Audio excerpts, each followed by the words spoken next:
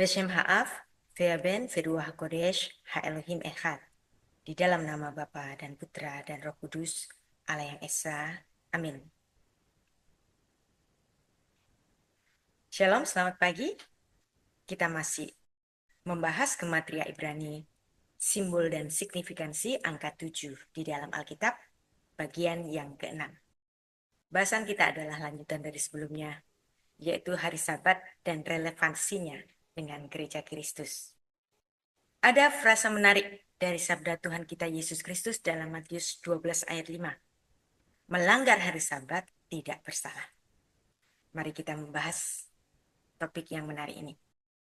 Kalangan Adventis, pengikut Nabiah dari kalangan Kristen dari Amerika, yaitu Ellen G. White, mereka menguduskan hari Sabtu sebagaimana orang-orang Yahudi.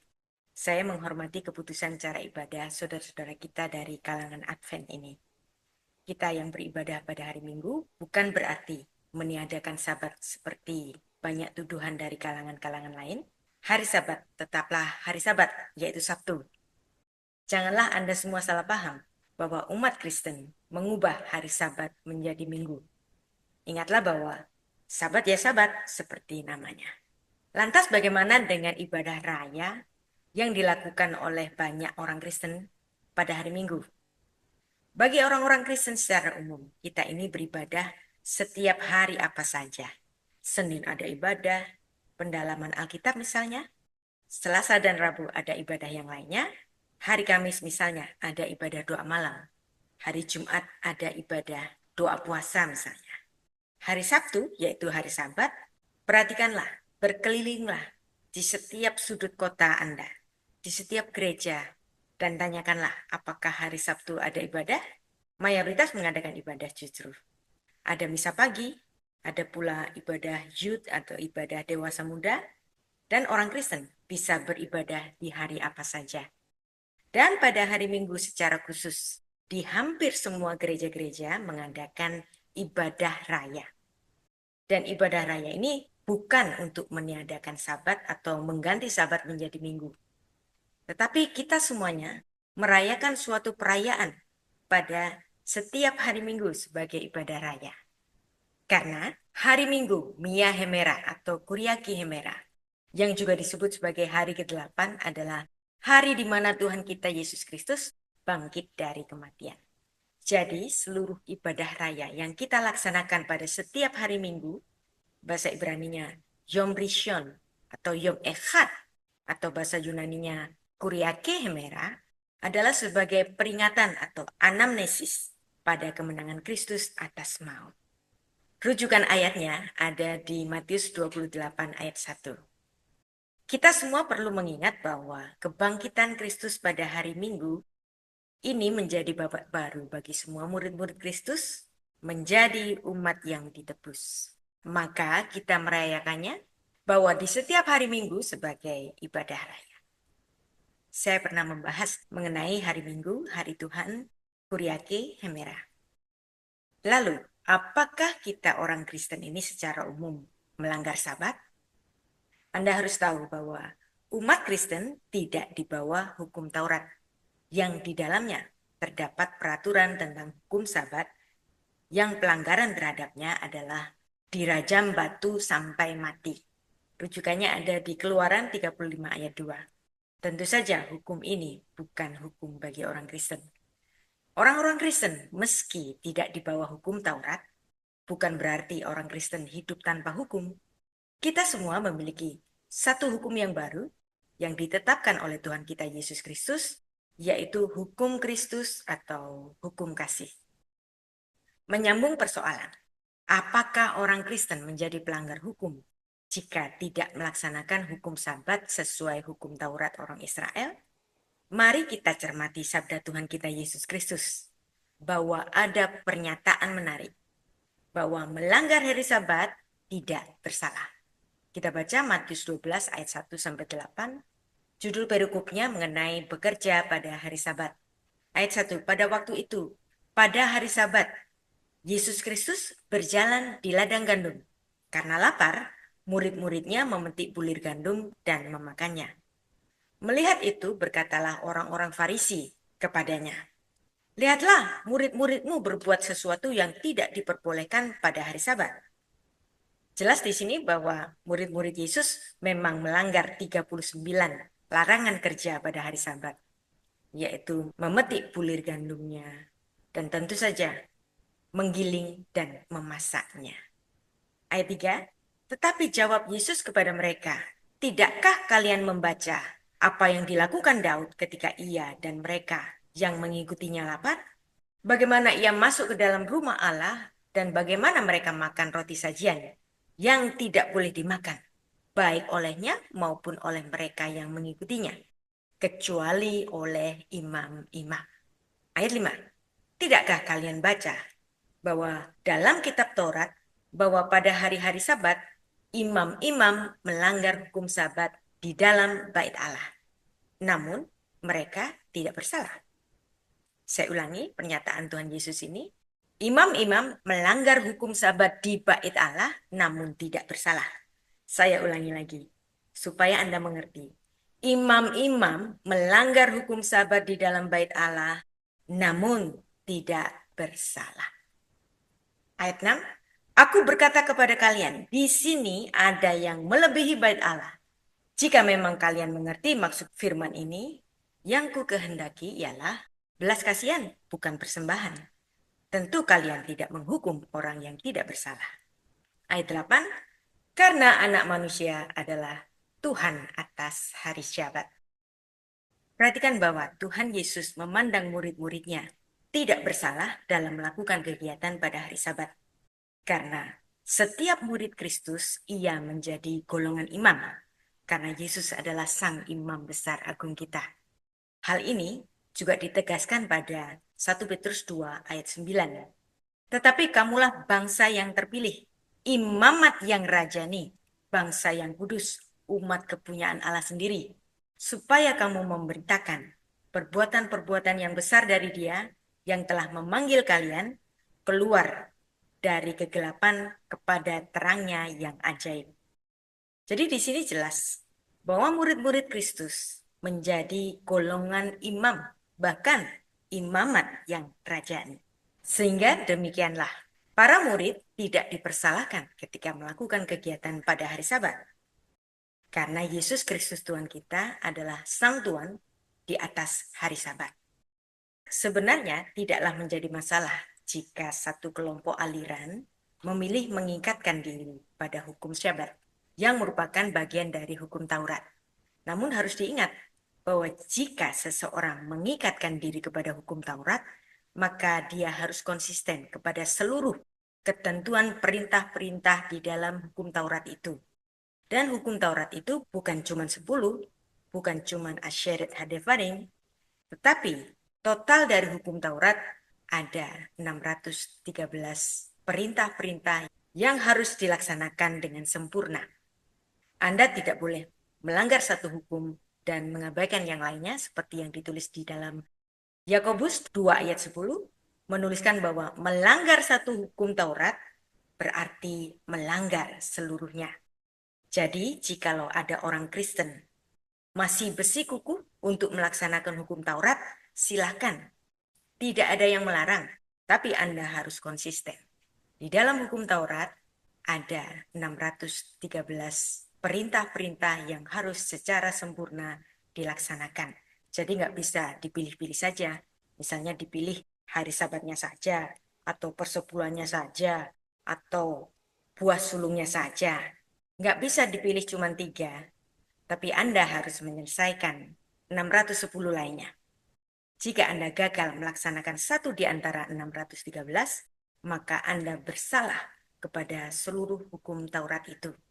Itulah sebabnya Tuhan kita Yesus Kristus memberikan kita hukum yang ringan, hukum yang enak, yaitu 2 hukum saja, hukum kasih.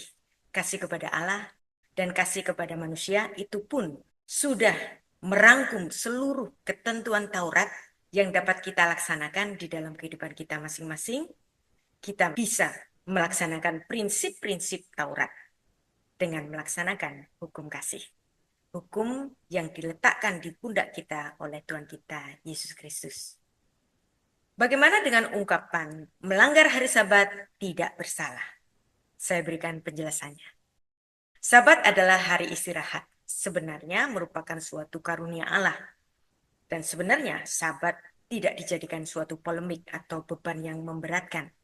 Karena Allah memberi peraturan yang sangat baik dan yang sangat berguna bagi semua orang, baik yang merdeka maupun dia adalah seorang hamba ataupun budak. Bahwa setelah bekerja 6 hari lamanya, mereka diharuskan untuk beristirahat 1 hari. Tapi kemudian karunia Allah ini diubah oleh para ahli-ahli Taurat dan orang-orang Farisi menjadi tugas yang begitu berat, di mana mereka kemudian memerinci 39 macam larangan kegiatan pada hari Sabat. Pada waktu murid-murid Tuhan Yesus yang lapar memetik sedikit bulir gandum, orang-orang Farisi mempermasalahkan bahwa mereka ini memetik bulir gandum pada hari Sabat yang adalah hal yang terlarang. Apalagi diteruskan dengan kegiatan menggiling, menjadikannya adonan, dan kemudian memasaknya. Maka orang Farisi menegur Tuhan Yesus, sebab ia sebagai guru, mengapa Tuhan Yesus membiarkan perbuatan-perbuatan murid-muridnya itu. Tindakan para murid dipandang oleh mereka sebagai suatu tindakan melanggar hukum, seperti yang dituliskan dalam Keluaran 20 ayat 8-11. Ingatlah dan kuduskanlah hari Sabat. 6 hari lamanya engkau akan bekerja dan melakukan segala pekerjaanmu. Tetapi pada hari ketujuh adalah hari Syabat Tuhan Allahmu. Maka jangan melakukan pekerjaan. Engkau atau anakmu laki-laki atau anakmu perempuan atau hambamu laki-laki atau hambamu perempuan atau hewanmu atau orang asing yang di tempat kediamanmu. Sebab 6 hari lamanya Tuhan menjadikan langit dan bumi, laut dan segala isinya, dan ia berhenti pada hari ketujuh. Itulah sebabnya Tuhan memberkati hari Syabat dan menguduskannya. Dan perintah ini diulangi pada Ulangan 5 ayat 12-15. Pada Matius pasal 12 ayat 3-8, Tuhan Yesus memberikan jawaban yang cukup panjang bagi para ahli Taurat dan orang-orang Farisi itu mengenai kedudukannya sebagai penafsir ayat Alkitab yang sangat berwibawa terhadap hukum Taurat. Tuhan Yesus memberikan mereka 4 jawaban. Yang pertama adalah tindakan para murid disamakan dengan tindakan Daud dan pengikutnya seperti yang ditulis di dalam 1 Samuel 21 ayat 1-6. Bahwa dalam kedua peristiwa itu, sebuah peraturan Syabat dilanggar oleh kebutuhan untuk menghilangkan rasa lapar fisik. Demikianlah murid-murid yang mereka adalah anak Daud telah mendapatkan contoh yang bagus dari Daud sendiri. Kita baca 1 Samuel 21 ayat 1-6. Sampailah Daud ke Nob kepada Ahimelek imam itu. Dengan gemetar Ahimelek pergi menemui Daud dan berkata kepadanya, "Mengapa engkau seorang diri dan tidak ada orang bersama-sama dengan engkau?" Jawab Daud kepada Imam Ahimelek, "Raja menugaskan sesuatu kepadaku, katanya kepadaku, siapapun juga tidak boleh mengetahui sesuatu dari hal yang kusuruh kepadamu dan yang kutugaskan kepadamu ini. Sebab itu orang-orangku telah kusuruh pergi ke suatu tempat. Maka sekarang apa yang ada padamu? Berikanlah kepadaku 5 roti atau apapun yang ada." Lalu jawab imam itu kepada Daud, "Tidak ada roti biasa padaku, hanya roti kudus yang ada. Asal saja orang-orangmu itu menjaga diri terhadap perempuan." Daud menjawab imam itu kepadanya, "Memang kami tidak diperbolehkan bergaul dengan perempuan, seperti sedia kala apabila aku maju berperang. Tubuh orang-orangku itu harus tahir, sekalipun ada perjalanan biasa. Apalagi hari ini, masing-masing mereka tahir tubuhnya." Lalu imam itu memberikan kepadanya roti kudus itu, karena tidak ada roti di sana kecuali roti sajian. Roti itu biasa diangkat dari orang dari hadapan Tuhan, supaya pada hari roti itu diambil, ditaruh lagi roti baru. Pada Matius 12 ayat 3-4, Tuhan Yesus dengan jelas berkata tentang Daud dan pengikutnya, bahwa mereka telah melanggar hukum Taurat karena roti sajian. Daud melanggar hukum karena kebutuhan manusia, yaitu kelaparan. Roti-roti sajian diperbarui setiap hari Syabat, dan roti-roti yang tersisa harus dimakan oleh imam-imam di ruang kudus. Keluaran 20 ayat 30.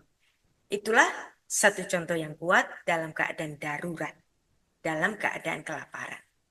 Daud yang adalah leluhur bagi orang Yahudi berani menyimpang sebentar dari suatu kebiasaan yang suci. Di sini Tuhan Yesus mengacu pada peristiwa ini untuk menunjukkan bahwa setiap saat kewajiban moral dan seremonial bisa bertabrakan. Maka yang harus mengalah adalah kewajiban seremonialnya. Seorang imam besar harus mengutamakan kehidupan Daud dan para pengikutnya, bahkan dengan mengorbankan peraturan seremonial sekalipun. Yang kedua, kita lanjut untuk penjelasan ayat 5 dan 6 pada Matius pasal 12. Bahwa Tuhan Yesus mengutip suatu argumen bahwa para imam diperbolehkan melakukan pekerjaan pada hari Sabat.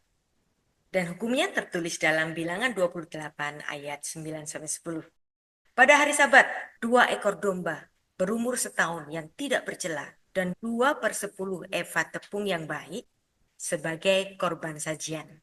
Diolah dengan minyak serta dengan korban curahannya. Itulah korban bakaran Sabat pada tiap-tiap hari Sabat. Di samping korban bakaran yang tetap dan korban curahannya. Demikianlah Bilangan 28 ayat 9-10. Kita lihat dalam ayat-ayat itu bahwa pada hari Sabat korban harian harus didua kalikan. Dan perhatikan, imam-imam melakukan pekerjaan. Mereka mengolah makanan, mereka menyalakan api. Dan ini adalah jenis-jenis pekerjaan yang dilarang pada hari Sabat. Tetapi toh ini dilakukan oleh para imam. Dan mereka kemudian mempersembahkan korban pada hari Sabat. Dalam hal ini, para imam diperbolehkan mengesampingkan hukum Sabat. Di ayat 6, Tuhan Yesus sengaja memasukkan sosok dirinya dalam sebutan yang sama, bahwa ada sesuatu yang lebih besar daripada bait Allah. Ya tentu saja Tuhan Yesus lebih besar daripada bait Allah itu sendiri.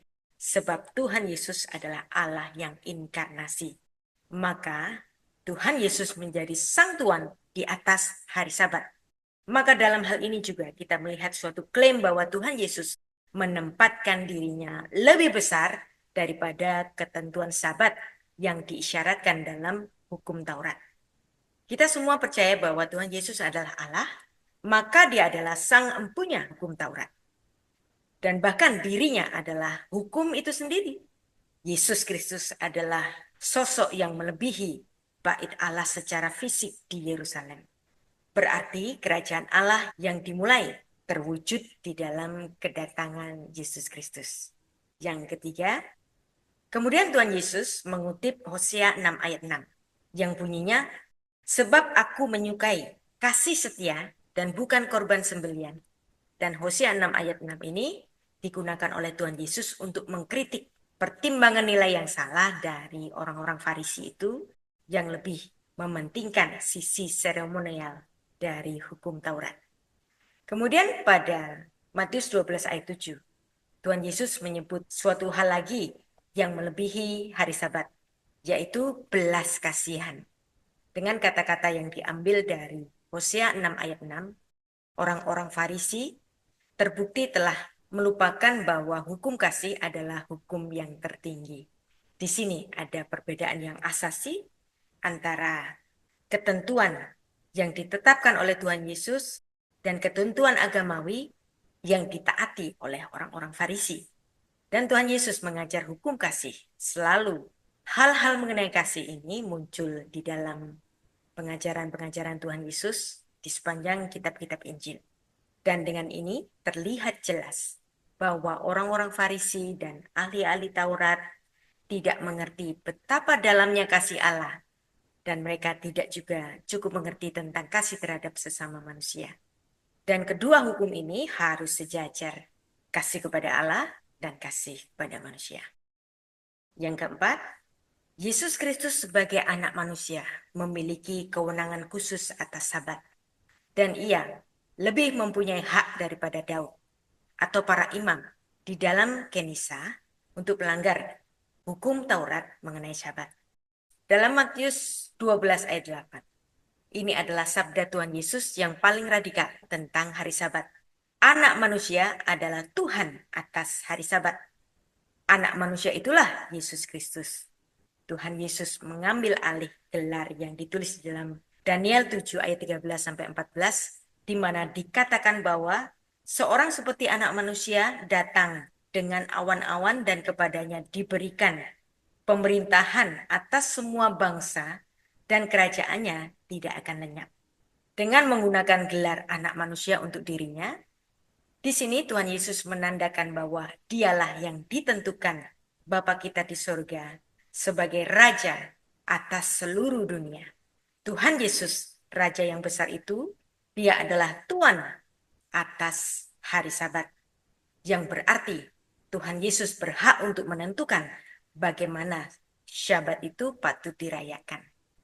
Hak dari Tuhan Yesus Kristus ini jauh lebih tinggi daripada wewenang dari semua imam-imam di Yerusalem, bahkan wewenang dari raja-raja Israel.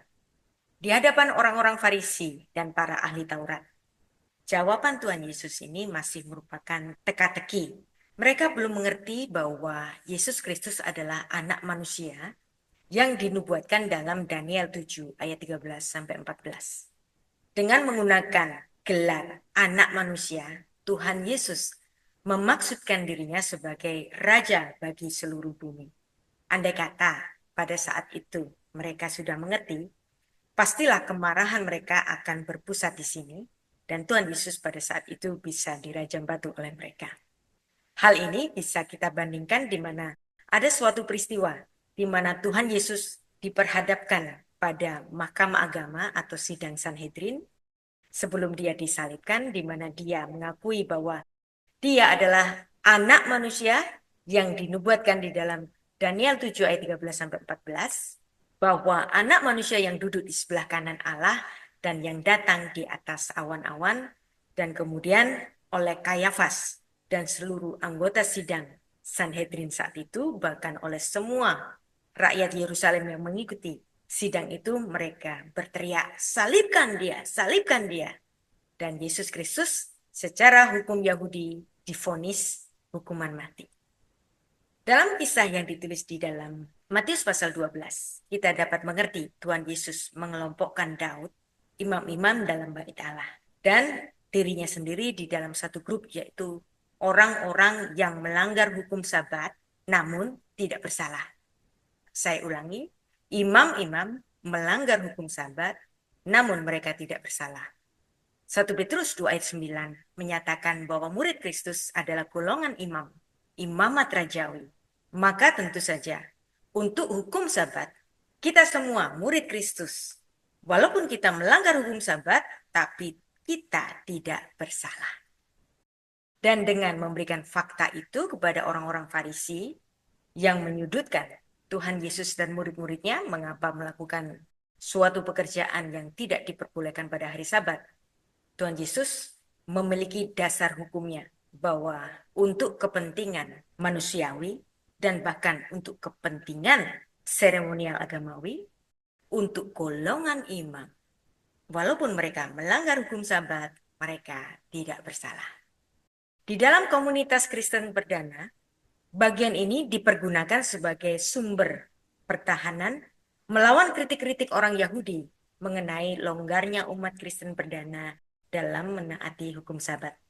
Orang-orang Kristen perdana mendasarkan ibadah mereka pada teladan dan kewibawaan Tuhan Yesus Kristus sebagai Tuhan, Lord atas hari Sabat. Bahwa Yesus Kristus adalah penguasa, pemilik, bos dari hari Sabat. Tuhan Yesus yang berkuasa pada hari Sabat, dia juga yang tinggal di dalam orang-orang percaya. Dan jika sekiranya dia adalah sang bait Allah itu, di dalam bait Allah itu adalah orang-orang percaya. Dan kita sebagai orang-orang percaya menjadi golongan imam, imamat rajawi. Dan untuk penegasannya, kita baca sekali lagi bahwa orang-orang percaya adalah golongan imamat rajawi, mamlechem kohanim. 1 Petrus 9 ayat 2. Tetapi kalianlah bangsa yang terpilih, imamat rajawi, mamlechem kohanim, bangsa yang kudus, umat kepunyaan Allah sendiri, am segulah, supaya kalian memberitakan perbuatan-perbuatan yang besar dari Dia, yang telah memanggil kalian keluar dari kegelapan kepada terangnya yang ajaib. Ve'atem hinechem zera nifkar, mamlechem kohanim, vegoy kadosh, ve'am shegula, lemaan tesapru tehilot hakore etchem mechoshech leoru haniflah. Kita adalah orang-orang percaya, menjadi sama seperti para imam yang berada di dalam bait Allah. Dan mari kita mengikuti bersama gelar yang sudah diberikan kepada kita semua, bahwa kita adalah bangsa yang terpilih, imamat yang rajawi, bangsa yang kudus, umat kepunyaan Allah sendiri. Marilah kita melakukan ibadah-ibadah kita dengan kerelaan dan dengan kasih setia kepada Tuhan kita, Yesus Kristus. Beshem Ha'af, Ve'aben, Ve'ruah Kodesh, Ha'elohim Echad, di dalam nama Bapa dan Putra dan Roh Kudus, Allah yang Esa. Amin.